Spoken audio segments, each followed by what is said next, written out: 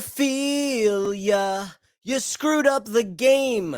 You brought in the rain, made the match boring. Ophelia, you rained down on our teams. Our first place dream has to wait. Who's Ophelia? Ophelia's that weather front that contributed to this dismal 0-0 draw in Chester, Pennsylvania. And I got to apologize. Now that that musical intro is concluded, and sorry to your eardrums, we can begin. Hello, Los Angeles. Hello, Major League Soccer. Hello, fans of the beautiful game. And hello to the millions.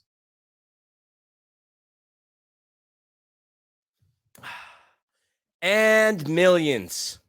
We got no one today. Scarf is in New York. Panda got called into work. And for some reason, I can't seem to find Hello Kitty.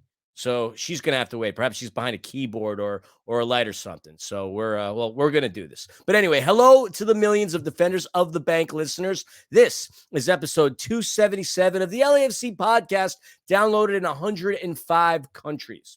My name is Christian Philly Philemon, the platinum-haired, highlighted, colored-haired flamingo, and I'm yelling at you and on this microphone from my little piece of paradise here in Burbank, California, Film Monster Studios. And like I said, it's just me. For the day, I've got nobody. So on today's episode, we're going to talk about a couple of things, a couple of bits of news and information, and obviously, this game here. It's not going to be a long pod. Since I'm riding solo, I got nobody to banter with, and obviously the bantering between Scarf and I, or Panda and I, or myself and I, or Hello Kitty and I may take several minutes. But it's mainly not going to take that long because there wasn't really too much to talk about as far as this game was concerned. LAFC, brutal road trip ahead of their Campeones Cup, heading to St. Louis, team that's currently in first place and the only team in the West to have clinched a playoff berth. And then on our way to Chester, Pennsylvania to play in Subaru Park against a team that, well, gave us a run for our money during the MLS Cup final. Obviously, we didn't lose any of these games, but we didn't lose any of these games. And the fact that we managed to salvage some points, that's a pretty good thing. So we'll talk more about that in just a second. But as Scarf always likes to say, we got some bills to pay. As you know, as we've said on countless occasions, and we're very proud of this, by the way, we're sponsored by Flex Power Tools. And a big thank you to our sponsor, Flex. Nothing but love. Go buy yourself a Flex Power Tool. You got a lifetime warranty scenario that's going to expire on December 31st. So whatever impact driver, reciprocating saw, hammer drill, you can buy that between now and December 31st, and you got yourself a full lifetime warranty. That's pretty darn cool. And if you use these tools, these things are fantastic. I barely know how to use tools, and I'm just shocked at how efficient some of these power drills. That's hilarious. How some of these power tools operate. The one thing I certainly do know how to operate is the on the site radio. That thing is awesome. We bring it at our tailgates. If you're curious to see that, make sure you come to that next tailgate on October the 1st when we square off against RSL. That might actually be one of our last tailgates of the season. We only have a couple more games at BMO. The Campeones Cup is a Wednesday. Then we got October 1st against RSL. We got another match, I believe, against Minnesota United, but that's a Wednesday, so it's not going to be a typical tailgate. And then we have to figure out what playoff structure is ahead of us. We got to figure out where we're going to be in the table. Are we going to be in the top four? Are we going to be outside the top four? Are we going to clinch a bye? I don't know. So that's the story there. But yes, going back to it, check out Flex for all your power tool needs. Head on over to Lowe's or make sure you go to flexpowertools.com. The Mo Fascio futsal court still taking donations. We talk about this time and time again. And I don't have the fun numbers to banter with Scarf with, but I'm going to pledge 30. And 30 I'm doing in honor of the wind factor that occurred at Chester, Pennsylvania in Subaru Park. We're talking winds that are approximately 30 miles per hour. Whether or not that was the case, I don't know. I didn't play, but what I can tell you, it wasn't ideal. Certainly looking at the coaching staff with the hoodies on their head and the rain coming down and the rain coming on the camera lens, it wasn't an ideal day for football. And with no shots on target, clearly Ophelia had a thing to say. So $30 in honor of the 30-mile-per-hour winds that we had.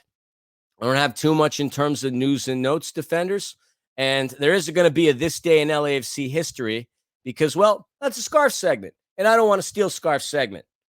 And mainly because I don't have access to that Excel spreadsheet that Scarf utilizes and continues to add to give you this week in LAFC history. So, like I said, I'm riding solo. He'll be able to do this when we talk about Campeones Cup on Wednesday. And then we obviously got a slew of more podcasts coming through in October.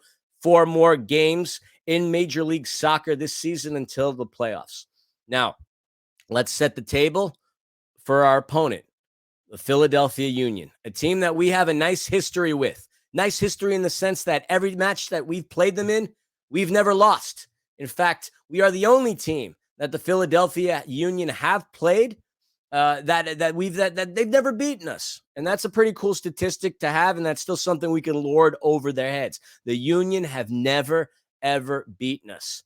Now, coming into this game, they already clinched a playoff spot, sitting in 4th place in the East with 48 points. A home record of 9-1-3, which is quite nice, considering the fact that we're not really good on the road. Vegas probably had their odds on the Union doing their thing. I mentioned in One More Sleep, but if you didn't get a chance to listen to that, the Union have had a couple of good wins this season, whooping up on the Rev, whooping up on Nashville, whooping up on Montreal without getting scored on. But they've also had some pretty bad losses, too, against some really teams. Going back to March, I mean, they lost 2-0 to Miami. Miami didn't have anything going on for them at that point. They ended up losing a couple of days after the Galaxy beat us to them. They lost 3-1. Galaxy, yeah, all right, they're surging a little bit. I'll give them that much, but I still am not going to say that they're a great team. But the big and more recent, awful loss that they encountered was a game against TFC in which they lost 3-1 on August the 30th. So, Union, not only are they happy that they clinched a spot, but look, they want to climb up the rankings as best as they can. They want to make sure they secure a top 4 spot in the MLS playoffs so they can have the home field advantage. And obviously, they haven't forgotten about Gareth Bale and Ilie Sanchez and John McCarthy. I mean, they're going to be suffering PTSD from that game. And honestly, the city of brotherly love is going to be suffering from PTSD from all the championships that their teams lost between the Eagles and the Phillies and the Union. It was a rough year for Philadelphia sports fans.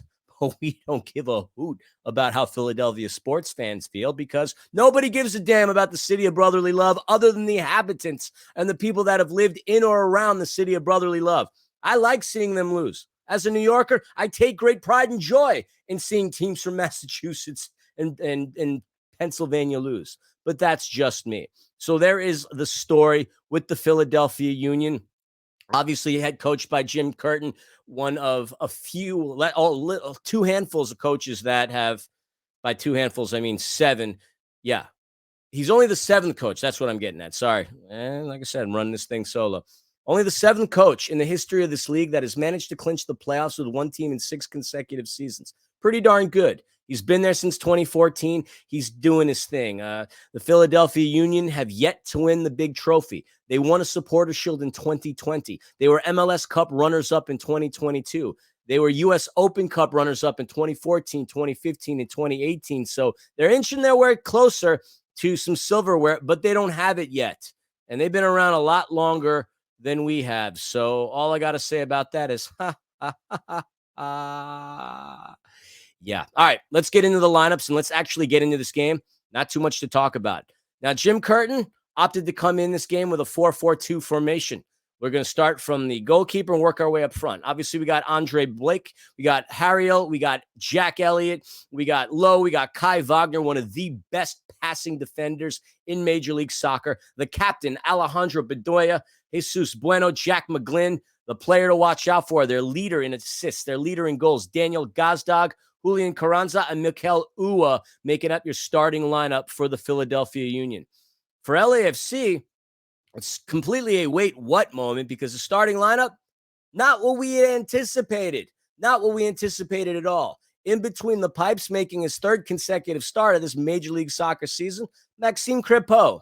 Really would have thought John McCarthy would have gotten the start there. But now with Max operating at full strength, I guess at this point, he's got his starting slot back. I would have imagined that John McCarthy would have had to play a couple of games in order to succeed that position to Maxime. But Maxime's back and, well, he got himself another clean sheet, 2nd consecutive one.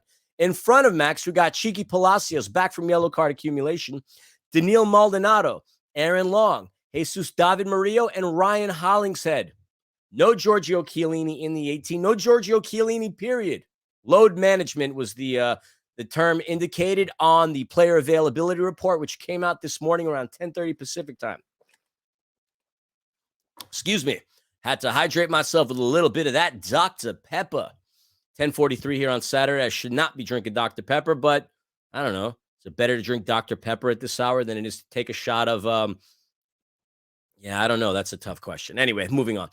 In the midfield, we got Timothy Tillman, Mati Bogusz, and Kellen Acosta. And then up top, they're young. They're young. They're really, really young. Young, young, young, young, young, young. The Kike and Stipe Show. Shout out to Itchy and Scratchy on The Simpsons. Those two guys get the start up top. Carlos, Denny, and Elie Sanchez on the bench today. Now, I want to give a couple of quick shout-outs. Jesus David Murillo registered a 75th regular season appearance for LAFC. And then Kellen Acosta, his 250th, coming right off the heels from Ryan Hollingshead, having also hit that same milestone. So we got a couple of players that, have some experience in this league, and that's good because you would need experience against a really tough team like that. Now, I mentioned earlier, we're young up top, very, very young, between Mati and Buke and Oliveira. I mean, nobody's over the age of 22 between those three guys. Nobody's younger than 19, but nobody's older than 22. That's very young to go into Subaru Park to play a team as formidable as the Philadelphia Union. But obviously, keep in mind the fact that we just came off a tough match against St. Louis.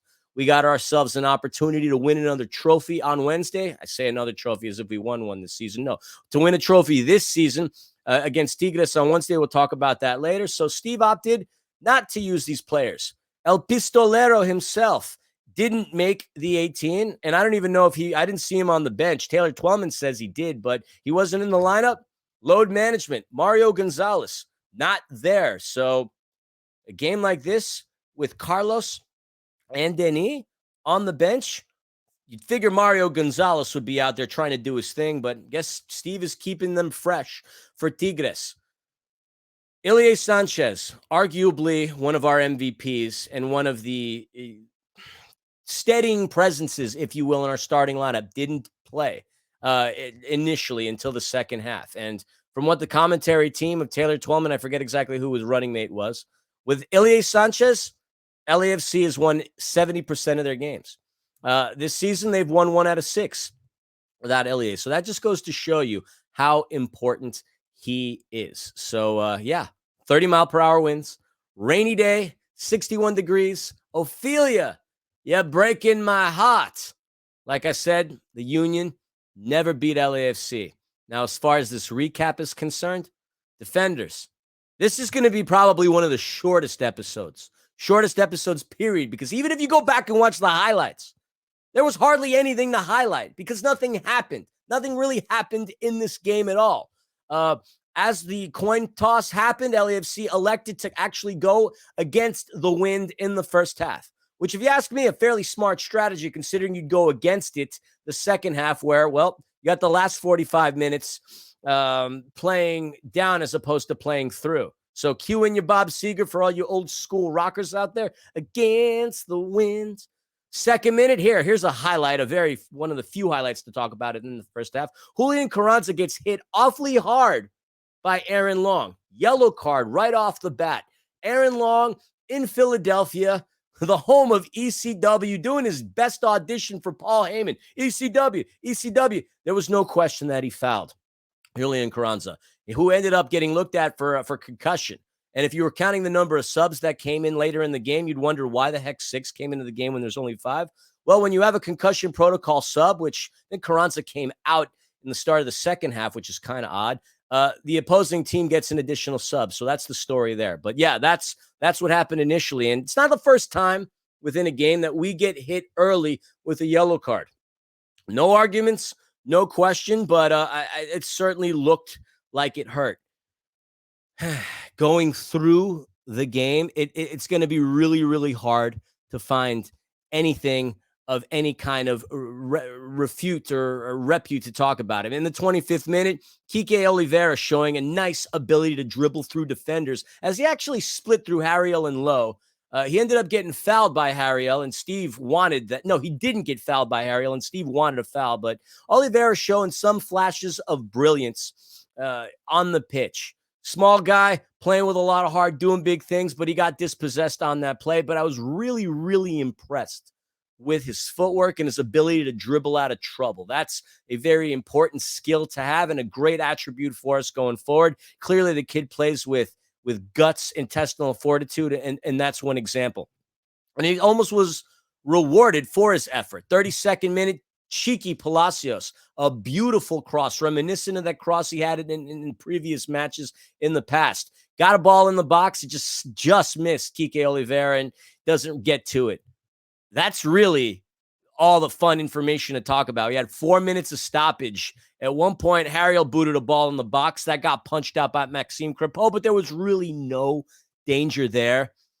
And that's your first half.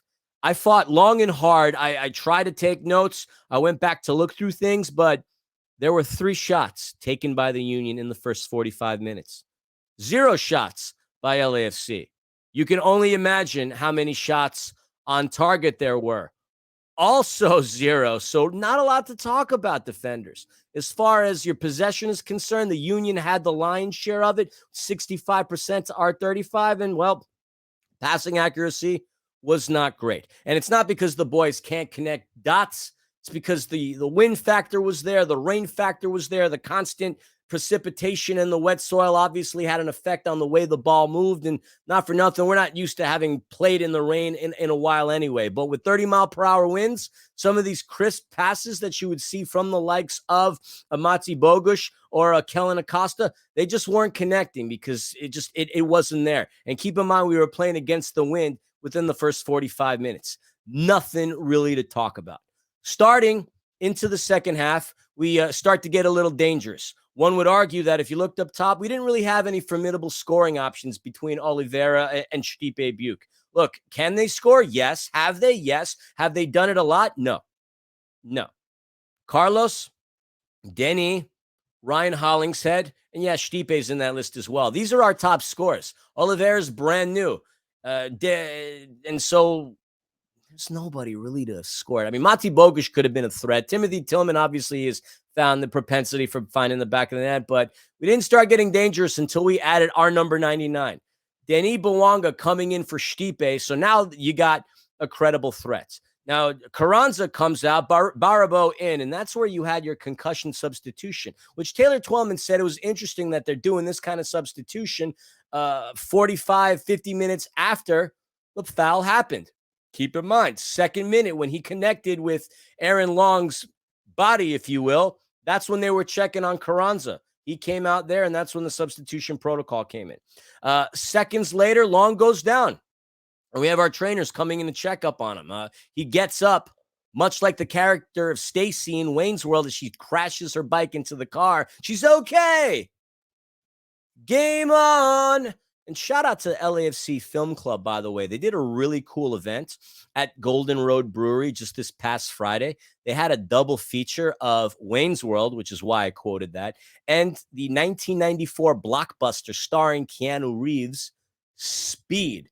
I haven't seen Speed since, well, it came out in 1994. And at that time period, I was 14 years old. You could do the math as to how old I am now. That was a long time ago. But shout out to the LAFC Film Club. It was really cool. I ended up winning an LAFC team signed jersey that day. They were raffling off jerseys and gift certificates at Golden Road. Apparently, they're another partner of LAFC. Shout out to Matt for making that happen. Jimmy was there, saw Pat. Ruben was there doing photographs. DJ Flick was there with his wife. I went with Panda. Our buddy Kevin Cadence Blumenfeld was there. It was a cool event. So keep an eye out on what the LAFC Film Club is going to be doing in the future because it's cool. It's fun. It's just another excuse to get together with your black and gold brothers and sisters and have a good time. And on that note, real quick, happy 4th anniversary to the running club as well. I know they will be celebrating that tomorrow. All right, let's get back into this game recap. 20 minutes into the pod, we're already making much better time than we would if it was me, Panda, Scarf, or Hello Kitty. I usually banter for 20 minutes. And since I'm riding solo, I want to be as quick and efficient as the New Yorker I am. Just want to get down to business and give you everything. All right, yeah, I get it. Shut up, Philly. Give me the news. 50th minute, we got a goal by the Union. At least we thought we did. Great ball movement from the midfield. Kai Wagner received a crisp pass. He finds Mikel Ua, who gets it over to Baraba, who just substituted into the match to start the second half for Carranza. He takes a shot. That bangs off the crossbar, and the one guy you didn't want to have be involved in the game, their leading scorer and leading assist man, Daniel Gazdag, heads it in. But after they cued the Doop song, doop, doop, doop, doop, doop, doop, turn on the booze song, as in boo from the Philadelphia Union fans, because, well, after looking at the video monitors for VAR, no goal, baby. No goal. Thank you, Alan Chapman. Can't say he's an official I am very familiar with, but I don't want to be familiar with Alan Chapman. I never wanted to be familiar with Penso or Uncle or Ismail or anybody. If we know their names, chances are it's because they suck as referees. Alan Chapman took care of us. Offside, woohoo, nothing. They caught Mikel Ua on the buildup. That's why you didn't see any goal. That would be the only time either of these teams would find the back of the net. I mean, we could storm through the rest of the game. Obviously, we said offside. Now, offside is a weakness for the Philadelphia Union. Why? Because they get caught in this position quite often. I think they're one of the league leaders in getting caught offside. You want to give them props, obviously, for trying, but offside isn't going to get you anywhere. And at this point, 57, 58 minutes in the game, they've already got 4 offside flags on them. They consistently see this flag. And fortunately for us, they were in that position within the 50th minutes. Now, let's see here. Moving right along. Keep in mind that at this point, LAFC is playing the opposite way of the wind. They were playing into it the first 45 minutes. They're going against it, which obviously should have helped them out. But in reality, it's the Philadelphia Union who still maintained and controlled a lot of the lion's share of possession. And they played a lot better going against the wind than LAFC did. A couple of things that, pointed out to me, like Mati Bogusz, the kid can hustle. I will say that much. There was an attempt that off of a corner in the 66th minute where it was Mati on the corner kicking. Aaron Long tried to do the Chiellini bicycle, but totally missed it. And knowing Giorgio, he's probably going to, laugh and chuckle a little bit at Aaron Long and go, hey, at least I connected with mine rather than whiffing as far as yours is concerned. 71st minute, see some subs for LAFC. Ilie Sanchez coming into the game for Kellen Acosta. Carlos Vela coming in for Kike Oliveira. Kike Oliveira was probably our most imposing threat up to this point because he had some opportunities. He had nearly had a header opportunity in the first half that she could have connected if on that cheeky Palacio cross. Look, we didn't have any shots, but I'm just giving as many props to Kike as I can because I really like this kid. I like seeing him start. Moving right along, 74th minute. We have a second shot, our second shot period in this game. And it's not like this team to be playing this way. But again, the wind factor, the weather factor, the Ophelia factor, I don't know. I'm just at this point, I feel like I'm making excuses. 75th minute, more substitutions coming in for LAFC. You got Palencia in for Ryan Hollingshead. And honestly, defenders, 86 minutes into the game, there's really no shots on goal for either team. And it would end with no shots by either team. You got Nathan Ordaz that came in for Mati Bogusz in the 90th minute. That was something. 6 minutes, a stoppage. This is where we actually have a very fresh, clean, cool opportunity to do something. Great tackle by Fufu Krastev, who came into the game just 10 or so minutes prior. LAFC on the run. Krastev connects with Denny. They had the numbers, but nothing came of it. Denny fell on the ball. There was conversation between the broadcasting team whether or not he was offside, but that's it. That is it. That's the game. The game ends in a draw. It was painful trying to find things to discuss, trying to find plays to build up on and talk about. But this was a defensive battle, and neither team was really a threat towards one another. Your final stats, shots, the Union 4, LAFC 2. Shots on target by either team, 0. 2 goose eggs. The possession arrow, stays the same. 62% for the Union, 38% LAFC. Passing accuracy didn't change much from the first half. 73 for the Union, 66 for LAFC. There were more fouls by LAFC, and the Union got caught offside 3 more times than LAFC, 4-1, and that's really it. If you look at the XGs, there was nothing there. How? You had no shots on target, no goals, no scoring opportunities. Darn you, Ophelia. And for a team like LAFC historically, that has scored a lot of goals in their history, I mean, fastest to 350. This is a season in which we haven't seen very many goals come from the black and gold. Last season, with the 34 games we played during the regular season, we had 66 goals for. We're currently sitting at 44 with 4 games to go, which is wild. Even if you go back to the COVID season, in the 22 games that were played, we had almost as many goals as we had in the 30 games that we played during the course of the regular season. So LAFC's not been a team that scores a lot this year. They're not even in the top 5, which is a lot different for our club. Where we have improved, though, obviously, is defensively. We've been a lot stingier, and we've been good about protecting our keepers from having to face too many crazy and wild opportunities for the other team. All in all, the road trip for LAFC, I would have to say, is a success. We've got, back-to-back clean sheets for Maxime Crepeau. And while he wasn't really tested 2 out of these 3 games, he was tested a little more against St. Louis. It serves as a big confidence booster for him. I mean, he's fought hard. It took him, 315 days from the time he got hurt on that broken leg incident with Corey Burke in the MLS Cup final to getting his start against the Galaxy a week ago, a game in which, we whooped up on him 4-2.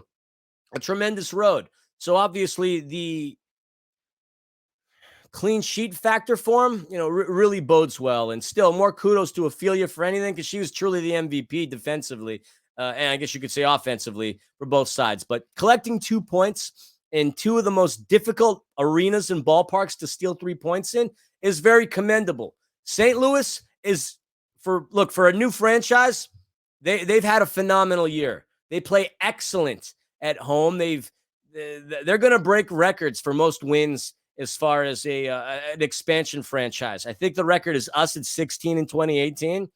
They're sitting on 15 at this point with a few more games to go. St. Louis is tough. And so the fact that we walked out of there with a point is great. And also, St. Louis is yet to score on us, and then yet, obviously, to beat us. And then going into Philadelphia, another fortress. Subaru Park, very tough place to play on the road and to come out with a W. LAFC still managed to secure a point. So that's pretty good. You want to secure as many points as you can on the road and obviously take care of business at home. Now, looking at the tables, what's wild is the gap between second place and 10th place below the playoff line is a lot narrower than it is from us to catch St. Louis. They won today. They beat Minnesota United as a result of Dane St. Clair and the Loons crashing again. The Loons have failed in 2 encounters to just secure wins when they've lost to teams when they've been in the catbird seat. And we really needed Minnesota United to beat St. Louis today, so we'd have the ability to catch up with them. But now St. Louis has a fairly comfortable lead ahead of us, but we still got a couple of more games to go. Is it mathematically over? No, but if St. Louis continues to capture and secure points, we're in trouble. I think it's 8 points or so that separate us. And the new kids on the block, they've already clinched their playoff berth in the West. They're the only team in the West to clinch their playoff berth, and they're inching closer and closer to securing the Western Conference, which obviously gives them home field advantage throughout the duration of the playoffs, a CONCACAF Champions League berth, and a bye. So we'd love to be able to catch up to them. Now, that game's over. Our road trip is done. We come back to LA and we prepare for the Campeones Cup, which, for those of you who are unaware, look, it's an annual match between the current MLS champions, which is us, and then the Liga MX champions. Now, keep in mind, you got your Clausura and your Apertura, and so you had Pachuca and Tigres play each other one-on-one for that, and then Tigres is who won, and that's why we're playing Tigres. And so champion of Liga MX battles it out with champion of MLS. And that game's going to be at BMO on September 27th, this Wednesday, this upcoming Wednesday. And it's going to be a late night, folks. It's going to be a late pod and a very, very late/early evening for myself and Scarf. He will be back on Tuesday. We're going to give you a Getting to Know Your Opponent episode. Game's at 8 o'clock, which is crazy. And the game will be broadcast on MLS Season Pass. You'll be able to hear the awesome, excitable sounds of Dave Denholm on 7:10 a.m. ESPN Los Angeles and 980 La Mera Mera. Check that out. And then, Defenders, we're down to the final 4 games of our season after we hoist that Campeones Cup. There's no way that we're not going to raise at least something this year. We were poised for a lot of success. We were prepared for a lot of success. We expected a lot of success. Stuff hasn't happened yet. The only thing that we have left potentially is this Campeones Cup and, Lord willing, a Western Conference trophy, beating whoever is in front of us in the playoffs on our way to maybe securing our back-to-back MLS Cup titles. Now, I don't want to get too ahead of myself here. It's still a road ahead of us, but I'm pretty confident about Campeones Cup. We'll talk about that in a couple of days. But ahead of us, Sunday, October the 1st, 5 p.m., thank God, we're at home against Real Salt Lake, the return of Danny Musovski and Chicho Arango. After that, on Wednesday, October the 4th, we take on the Loons at BMO Stadium, which is going to be our final regular season home game of this MLS season. That's it until playoffs. From there, we go on the road. October 7th, these games are coming at us one by one against the likes of FC Broccoli. And then decision day, October 21st, we at least have a couple of weeks off. We head on over to Bad Carpet Place, BC Place in Vancouver, British Columbia, Canada, to take on Tristan Blackman and the Vancouver Whitecaps. From there, we'll have an idea of where we are in the playoff, right? Obviously, because it's decision day. We'll know where our position is, and hopefully it's a lot higher than we currently are right now. We're sitting in second place at this time, Saturday, September 23rd, 11:06 p.m. A couple more teams are playing tomorrow, so hopefully we get to maintain our position. Hopefully we can catch up to St. Louis. I mean, there's a lot of hopefuls here, but obviously, more importantly than that, I hope to God we beat Gignac. I hope to God we can hoist Campeones Cup. I'll be damned if I sit there in my little section watching and bearing witness to another team hoisting silverware in our house. Nobody comes to our house and beats us up and pushes us around. To me, that's the most insulting thing. Tigres is obviously a very good team, very well coached. They got a lot of talent, and there's history between them and us. We squared off. We lost against them in our very first CONCACAF Champions League final. Gignac remembers Carlos Vela. Carlos Vela hasn't forgotten that day. We haven't forgotten that day, and hopefully we get to avenge that loss by hoisting something in front of them. And then hopefully we can go out there and just secure 12 points in our next 4 games. Our opponents it's very doable. Like Real Salt Lake at home, that should be a win. Minnesota United at home, that should be a win. Austin, in courtesy of our buddy Chris Lafferty, I would agree with him when he says this. They peaked last season. This is not the same Austin team. I think we could take care of business. And look, Vancouver's a lot better this season, but I still think we could secure 3 points on the road against them. We get 12 more points. St. Louis drops a couple of games. We find ourselves in a very nice position. Again, the gap between second and 10th place, minuscule. And it's a lot higher and it's a lot harder to catch St. Louis than it is to fall into 10th place, if you can believe it. 10th place is right around the corner for us. I think we're, seven or so points away. That's how tightly packed this Western Conference is. It's wild, folks. And speaking of wild, it's wild doing one of these podcasts by myself. I've never had to take on this duty by myself. I'm used to piggybacking off other people and taking a break, getting able to take a sip of water, crack a joke, collect my thoughts, think a little bit, because it's usually Scarf, it's usually Panda and or Nina, but this time it was me.